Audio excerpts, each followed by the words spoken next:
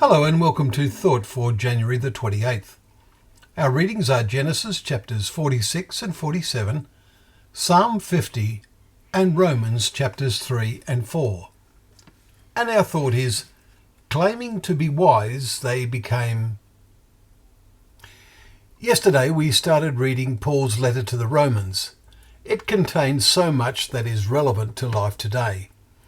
Paul writes of humans claiming to be wise, they became fools in chapter 1 verse 22. He says what can be known about God is plain to them, because God has shown it to them, verse 19. He says his invisible attributes have been clearly perceived ever since the creation of the world, in the things that have been made, verse 20. In other words, although God himself cannot be seen by human eyes, the evidence of his existence should be plain to humans because of all the remarkable things which he has created. Paul continues, they became futile in their thinking, and their foolish heart was darkened, verse 21.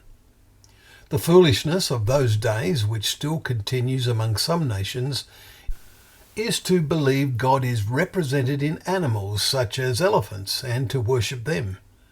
But today, throughout what we call the Western world, so many who are claiming to be wise believe there is no God of any kind, that everything that exists in some unknowable way created itself.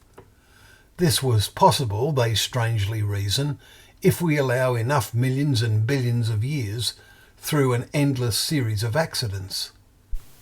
Yet the more humans discover the wonders of the world in which they live, the more incredible they find it to be, all the wonders of DNA being one of the recent examples, and as a result, the more foolish their words in claiming to be wise appear to be. Marvellous designs, but no designer. The tragedy is that, having convinced themselves there is no God, the words of Paul which follow are even more true today than ever before. He wrote, "And since they did not see fit to acknowledge God, God gave them up to a debased mind to do what ought not to be done. They were filled with all manner of unrighteousness, evil, covetousness, malice, haters of God, insolent, haughty, boastful, inventors of evil, disobedience to parents, foolish, faithless, heartless." There is much more in this chapter, including a condemnation of homosexuality as things that humans do when they have no knowledge or belief in the one and only God. It is becoming clearer that there is no middle road. We either believe or we do not. And if we believe, we must not be half-hearted about it. When the kingdom is established, may our King say to us, as Pharaoh said to Joseph, "There is none so discerning and wise as you are."